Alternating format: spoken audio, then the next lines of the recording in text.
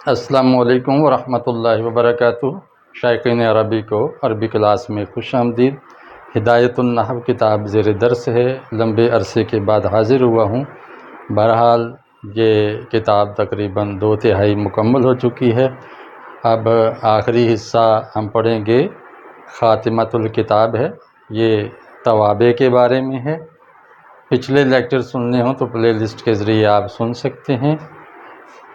Lecture کی تیاری میں مجھے کئی کتابوں سے تعاون لینا پڑتا ہے، بہت سے لیکچرز سننے ہوتے ہیں جو یوٹیوب پر پہلے سے موجود ہیں، اور غور خوض کر کے میں کوشش کرتا ہوں کہ آپ کے سامنے زیادہ بہتر انداز سے اور آسان طریقے سے پیش کر سکوں۔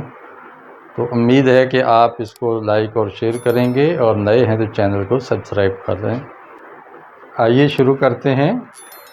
الخاتمۃ فی التوابع، ہدایت النحو کا خاتمہ یہ توابع کے بارے میں ہے۔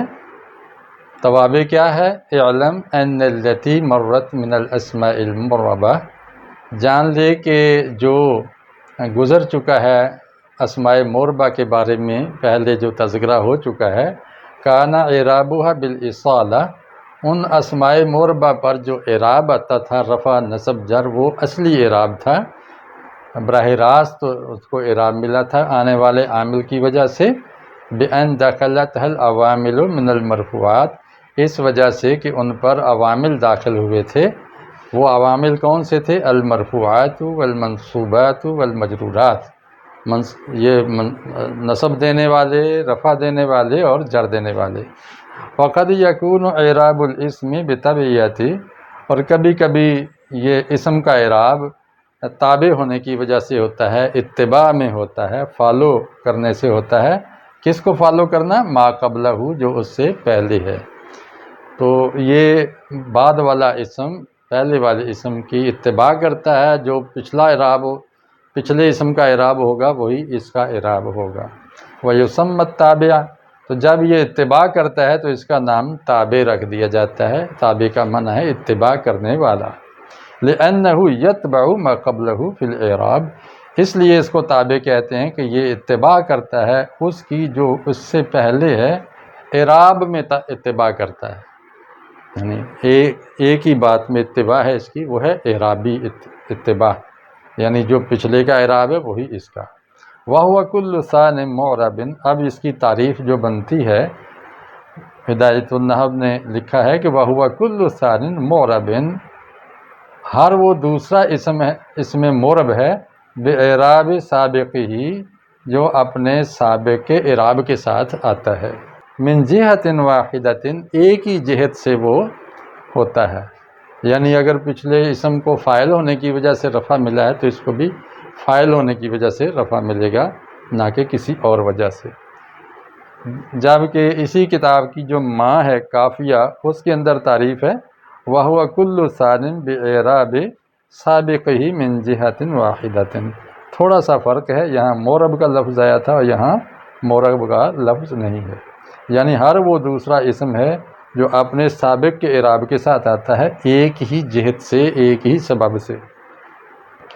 نحو میر میں اسی بات کو یوں بیان کیا گیا ہے کہ تابع لفظی ایس کے دومی، تابع ایک ایسا لفظ ہے جو دوسرے نمبر پہ آتا ہے، از لفظ سابق باشد، وہ سابق کے لفظ سے ہوتا ہے، بے اعراب سابق از جہت یک، یعنی پچھلے اسم کے، گزرے ہوئے اسم کے سابق اسم کے اعراب کے مطابق آتا ہے، ایک ہی جہت سے۔ لفظ سابق را مطبوع گویند، جبکہ جو سابق اسم ہوتا ہے اس کو مطبوع کہتے ہیں، خود یہ تابع ہے اور پچھلا مطبوع ہے۔ اس کو اس خاکے سے سمجھیے۔ دیکھیں تابع کی 4 اقسام میں نے لکھی ہیں، صفت، تاکید، بدل، معطوف۔ صفت اپنے پچھلے اسم موصوف کے تابع ہوتا ہے، اور اس کو منعوت بھی کہتے ہیں اور صفت کو نعت بھی کہتے ہیں۔ تاکید جس سابق کی اتباع کرتا ہے اس کو مؤکد کہتے ہیں۔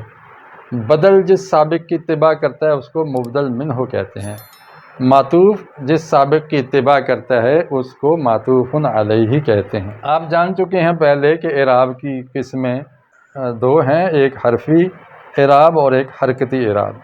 کبھی حرکتی یوں ہوتا ہے کہ پیش زبر زیر کے ساتھ لفظ کے آخر میں یہ علامتیں آتی ہیں، اور کبھی واو یا الف کے ساتھ اعراب آتا ہے۔ رفع ہو تو پھر پیش یا واو سے پہلے پیش یا الف سے پہلے زبر، تثنیہ کا الف سے پہلے زبر اور جمع سالم کا واو سے پہلے پیش، اور جو نصب ہے یا جر ہے وہ آتی ہے زبر کے ساتھ یا زیر کے ساتھ، یا اس میں نکرہ ہو تو 2 زبر 2 زیر کے ساتھ، اور اگر جمع سالم ہے تو یا ساکن ما قبل مکسور، اور تثنیہ ہے تو یا ساکن ما قبل مفتوح۔ تو یہ اعراب کی شکلیں آپ کو آخر میں نظر آئیں گی، لیکن یہ ایک ہی جہت سے ہوتی ہیں۔ اب ان مثالوں سے سمجھیے، یہ جملہ ہے جو ہم ہر نماز میں کئی بار پڑھتے ہیں، اہدنا الصراط المستقیم، دکھا دیجئے ہم کو سیدھا راستہ۔ یہاں اہدنا فعل بفاعل ہے، الصراط المستقیم ہے اس کا مفعول۔ اب الصراط پر جو نصب آیا ہے وہ اہد فعل کی وجہ سے آیا ہے، جبکہ المستقیم کا نصب اہد کی وجہ سے نہیں آیا، بلکہ یہ المستقیمہ جو دوسرا اسم ہے مورب، اس نے اس کی اتباع کی ہے، چونکہ یہ اس کی صفت بن رہا ہے تو موصوف والا اعراب صفت کو مل جاتا ہے۔ موصوف اگر منصوب ہے تو صفت بھی منصوب ہے۔ یہاں دیکھیے ھذا صراط مستقیم، یہ ایک سیدھا راستہ ہے۔ ھذا مبتدا، صراط مستقیم یہ خبر ہے۔ یہاں دیکھیے صراط یہ خبر ہونے کی وجہ سے مرفوع ہے، اور مستقیم بھی اس کے واسطے سے خبر بن گئی ہے، اور یہ تابع ہے اس متبوع کی، صفت تابع ہے اپنے موصوف کی، تو دونوں کا اعراب ایک ہی جہت سے ایک ہی آ رہا ہے۔ اس کے مقابلے میں یہ دیکھیں الصراط مستقیم، راستہ سیدھا ہے، یہ مبتدا ہے، یہ خبر ہے، یہ موصوف صفت نہیں ہے، کیونکہ یہ معرفہ اور یہ نکرہ ہے۔ ہم پہلے جان چکے ہیں کہ صفت اپنے موصوف کے مطابق 4 جہتوں میں ایک جیسی آتی ہے، لیکن یہ جو تابع ہونا ہے یہ 4 جہتوں کی اس کو ضرورت نہیں ہے، ایک جہت چاہیے، اور وہ جہت کیا ہے؟ وہ وجہ اعراب ہے۔ اب اس کو اعراب ملا ہے مبتدا ہونے کی وجہ سے رفع، اور اس کو اعراب رفع ملا ہے خبر ہونے کی وجہ سے، لہٰذا یہ اب اس کا تابع نہیں بنے گی، خبر مبتدا کا تابع نہیں ہے، بلکہ خبر کا اپنا اعراب ہے رفع ہونا۔ آپ نے مرفوعات میں پڑھا ہے نا کہ مرفوعات 8 ہیں، اس میں مبتدا ہے اور خبر الگ الگ ہیں، اس لیے اس کی جہت مختلف ہے۔ اب اس کو دیکھیے، یہ میں نے مؤکد تاکید کی مثال دی ہے، اذا دکت الارض دکا دکا، جب کوٹ دیا جائے گا زمین کو اچھی طرح۔ یہاں دیکھیں کوٹنے کے لیے، دکت کے لیے، اس میں معنی میں تاکید پیدا کرنے کے لیے یہ 2 دفعہ اسی کا مصدر لیا ہے۔ دکن تو یہ مفعول مطلق ہے، اور جبکہ دوسرا دکا جو ہے یہ اس کی تاکید کے لیے ہے، اس کو لفظی تاکید کہتے ہیں، کہ ایک لفظ کو 2 دفعہ کہہ دیا جائے زور دینے کے لیے۔ جیسے میں آپ سے بات کروں کہ سبق کو غور سے پڑھو، غور سے، اب ایک ہی دفعہ کہنا کافی تھا کہ سبق کو غور سے پڑھو، لیکن جب میں نے دوسری بار کہا غور سے تو یہ تاکید لفظی ہوگی، یعنی اسی لفظ کو دہرا کے میں نے پھر کہہ دیا۔ اس کی تفصیل ہم انشاءاللہ الگ لیکچر میں اس کو لیں گے، لیکن فی الحال یہ دیکھیے کہ دکن کا جو اعراب ہے نصب، یہ مؤکد کا اعراب اور تاکید کا اعراب ایک جیسا ہے۔ یہ دوسرا اسم مورب ہے، اور وہ اپنے ما قبل اسم کے تابع ہے اعراب میں ایک ہی جہت سے، یعنی یہ اگر مفعول ہونے کی وجہ سے منصوب ہے تو یہ بھی منصوب ہے مفعول ہونے کی وجہ سے۔ دوسری مثال دیکھیے، فسجد الملائکۃ کلھم اجمعون، سجدہ کیا فرشتوں نے سب کے سب نے مل کر۔ یہاں دیکھیں کہ کلھم جو ہے یہ مرفوع ہے، اور یہ کیوں مرفوع ہے؟ اس کا الملائکہ کا تابع ہونے کی وجہ سے۔ الملائکہ مرفوع ہے ساجدہ کا فاعل ہونے کی وجہ سے، تو اس کے اتباع میں کلو جو تاکید ہے یہ بھی فاعل ہی بن گئی۔ اگر ہم یوں ترجمہ کریں کہ سجدہ کیا سب نے، تو تب بھی معنی ٹھیک ہے، اور اگر کیا جائے سجدہ کیا ملائکہ نے تو تب بھی ٹھیک ہے، لیکن یہ جو کل کا لفظ ہے یہ اس کی تاکید کے لیے آ گیا ہے، تو تاکید کا اعراب اپنے مؤکد کے مطابق ہوتا ہے ایک ہی جہت میں۔ اب تیسرا لے لیں مبدل منہ اور بدل، اس کی مثال اذ قال ابراہیم لابیہ آزرا، جب کہا ابراہیم علیہ السلام نے اپنے چچا سے یعنی آزر سے۔ یہاں دیکھیں کہ لابیہ لام حرف جار ہے اور ابی مجرور ہے اور آزرا بھی مجرور ہے۔ اب آپ کہیں گے کہ اس کے نیچے زیر تو نظر نہیں آ رہی، تو یہ غیر منصرف ہونے کی وجہ سے زیر نہیں آئی ہے، یہ مجرور ہی۔ تو آزرا چونکہ عجمی نام ہے اور علم ہے اس لیے غیر منصرف ہے، اس کے نیچے اب زیر آنے کی بجائے زبر ہی آتی ہے یہ مجرور، اور یہ مجرور کیوں ہے؟ اس کے تابع ہونے کی وجہ سے۔ تو یہ حرف جار کی وجہ سے مجرور ہے اور یہ اس کے اتباع کی وجہ سے مجرور ہے۔ اعراب دونوں کا ہو گیا ایک، اور ایک ہی جہت سے ہو گیا کہ یہ لے ابیہ یا لے آزرا کہہ دیں، دونوں طرح ٹھیک ہے۔ فیہ آیات بینات مقام ابراہیم، اس کے اندر واضح نشانیاں ہیں، یعنی ابراہیم علیہ السلام کا مقام ہے۔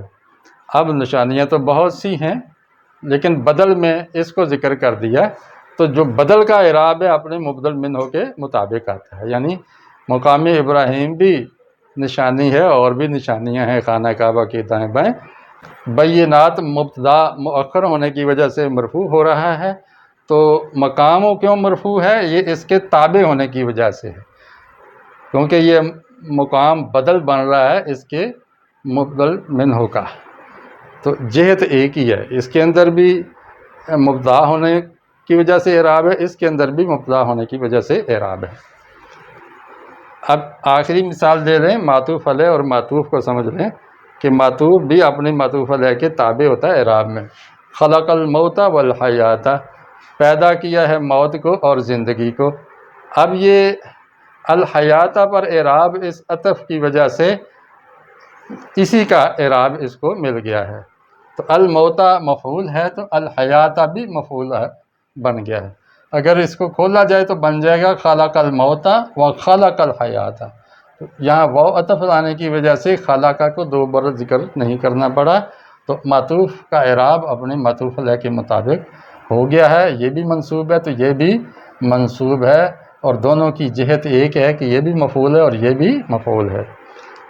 یہاں دیکھیں عن یمین و عن شمال، دائیں سے اور بائیں سے، تو یہاں ان حرف جار ہے، اس نے مجرور کیا ہے یمین کو، اور واو عطف کی وجہ سے شمال کو بھی جر مل گئی ہے، تو شمال معطوف ہے، اس پر عطف ہونے کی وجہ سے اس کو معطوف علیہ کہتے ہیں، تو یہ تابع ہو گیا اور یہ متبوع ہو گیا۔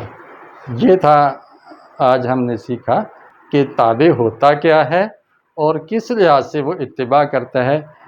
ان دو پہلوؤں سے ہم نے آج سبق لیا ہے۔ آگے انشاءاللہ اگلے لیکچر میں موصوف اور صفت کی بھرپور مشق ہوگی، ہر ایک تابع کی آگے مشقیں ہوں گی، اور تقریباً 4 لیکچرز میں یا 5 لیکچرز میں اس کو کور کیا جائے گا۔